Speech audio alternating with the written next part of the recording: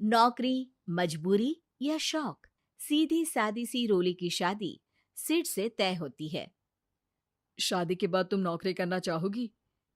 नहीं नहीं, बिल्कुल नहीं। वैसे मैं ये नहीं कहती कि नौकरी करना ठीक नहीं है, लेकिन पर्सनली मैं ये सोचती हूँ कि मैं गृहिणी बनूंगी। हाँ हाँ, क्यों नहीं। गृहिणी बनना भी आसान नहीं है। एक सफल परिवार चलाना किसी देश को चलाने जितना ही कठिन है। रोली को सिड का साथ और बात दोनों अच्छी लगती है, और फिर वो दिन भी आ जाता है जब दोनों की शादी हो जाती है। शादी के बाद ये क्या, सारा दिन किचन कपड़े और चार दीवारों के आगे पीछे घूमती रहती है। जा बाहर निकल कर देख, कितनी स्मार्ट लगती हैं वो औरतें जो नौकरी करती है। हाँ, अच्छी तो लगती है सासू माँ, लेकिन मैं नौकरी नहीं कर सकती। मेरा मन घर के कामों में ही लगता है। अरे मेरी बेटी तो कमाती है, अपने को फिट भी रखती है और सास को भी खूब शॉपिंग करवाती है। अच्छी बात है ना सासू माँ। मैं तो जो है उसी में संतोष मान लेती हूँ। बरकत होनी होगी तो इसी में भी हो जाएगी। ये बोलकर रोली चली जाती है। एक दिन सास की सहेली घर आती है, जहाँ रोली उन्हें चाय के साथ कई तरह के पकवान बनाकर खिलाती है। अरे वाह, तेरी बहू तो बहुत गुणी है। कितना सब बनाकर ले आई।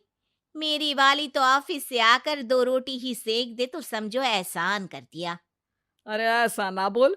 तेरे घर में 2 कार, 4 मंजिला मकान, और तेरे लिए जो वो अपने पैसे से साड़ी लाती है वो भी तो कितनी कीमती होती है। अरे मेरी वाली तो बस सारा दिन इन्हीं 2 कमरों को ताजमहल बनाने में लगी रहती है। सहेली चली जाती है। कुछ समय बाद रोली को एक सुंदर सी बेटी होती है। अरे क्या सारा दिन उस बच्चे में लगी रहती है। माँ, मुझे ना 1 मिनट भी छोड़ने का मन नहीं करता। देखिए ना, कितनी प्यारी है। मैं ना इस हर पल को एंजॉय करना चाहती हूँ। अरे हाँ हाँ, हमने भी बच्चे पाले हैं, हम भी जानते हैं कि कितने प्यारे होते हैं, और अपने बच्चे को बढ़ता हुआ देखना कितना अच्छा लगता है। लेकिन एक दिन अचानक और रोली, एक बहुत बड़ी घटना हो गई। एक शॉर्ट सर्किट से पूरी दुकान जल गई। ओह, अब अब क्या कुछ समझ में नहीं आ रहा कि कैसे घर चलेगा। घर की पूरी गाड़ी पटरी पर लाने के लिए कई साल लग जाएंगे, और वापस पहले जैसे होने में भी बहुत टाइम लग जाएगा। रोली रोली कुछ सोचती है, फिर अपने 3 महीने के बच्चे को देखती है और कहती है, आप कहें तो मैं नौकरी शुरू कर दूं? माँ मुन्नी को देख लेगी, फिर शाम को तो मैं घर आ ही जाऊंगी। सिड कुछ कहता उससे पहले ही उसकी सास वहां आ जाती है। अरे हाँ हाँ, अब भी तुझे नौकरी करने के लिए पूछना होगा।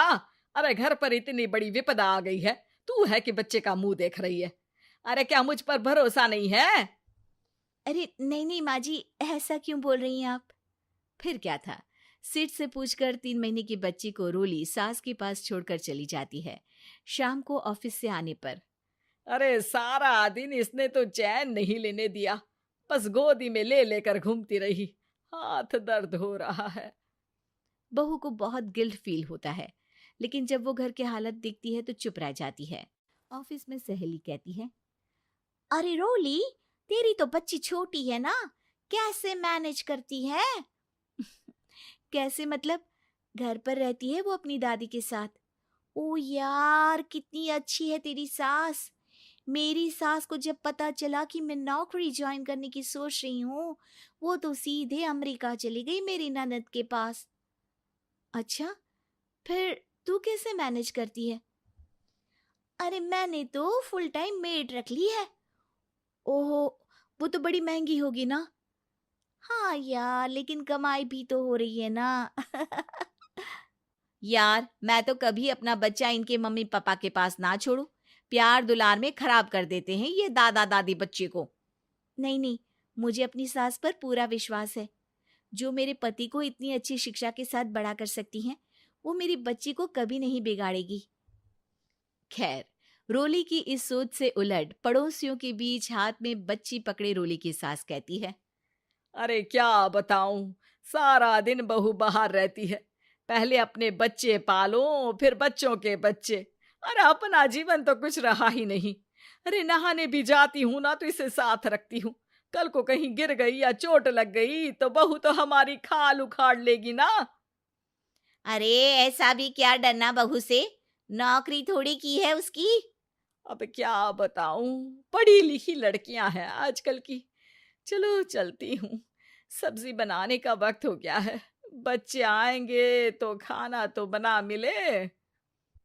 सास ये बोलकर वहां से चली जाती है कि तभी रोली ऑफिस से घर पहुंचती है। बाहर पड़ोसियों को देखकर, नमस्ते आंटी जी, कैसी हैं आप? अरे बहुत अच्छी हूँ, लेकिन तेरी किस्मत तो सबसे अच्छी है। क्या सास पाई है, मोती दान किए होंगे तूने। तेरा बच्चा भी देखती है, खाना भी बनाती है। बेचारी बहुत काम करती है तेरी सास। हाँ आंटी, सही बोल रही हैं आप। अब ऑफिस भी दूर है तो आने जाने में वक्त चला जाता है। खैर चलती हूँ। हाँ हाँ बेटा जाओ, गर्मा गर्म खाना खाओ। रोली घर आती है, जहाँ सास एक बार फिर छोटी सी मुन्नी की शरारतें गिनाने में लग जाती है। अरे आज तो इसकी वजह से मुझे 2 बार कपड़े बदलने पड़े। बार बार पानी गिरा दे रही थी। दोपहर में थोड़ा सोचा कि आराम कर लूं तो दूध के लिए रोने लगी। हाय, मैं तो परेशान ही हो गई। रोली को सास की बात अब कुछ अजीब लगती है, पर वो जल्दी से कपड़े बदलकर किचन में जाकर रोटियां बनाने लगती है। सारा महीना काम करने के बाद रोली को सैलरी मिलती है। वो पैसे लेकर सीधे सास के पास जाती है। माँ जी, ये मेरी सैलरी। आपने हर कदम में इस घर का साथ दिया। मैं नौकरी करने के पक्ष में नहीं थी। मैं तो अपने बच्चे को बढ़ता देखना चाहती थी। मैं थोड़े में भी खुशी थी। कभी मैंने आपको किचन में पैर नहीं रखने दिया था। घर की मुसीबत नहीं आती तो मैं कभी इन जिम्मेदारियों को आप पर पड़ने नहीं देती। अब सास समझ चुकी थी कि उसकी गलती कहाँ है। हाथ में पैसे देकर कहती है, मैं पढ़ी लिखी नहीं थी तो पति ने भी कभी पैसे हाथ में नहीं रखे। बेटे ने भी गल्ला संभाला, लेकिन तूने मुझे समझा। ये मेरा सम्मान है कि एक बहू होकर तूने पूरी सैलरी मेरे हाथ में रखी बेटा।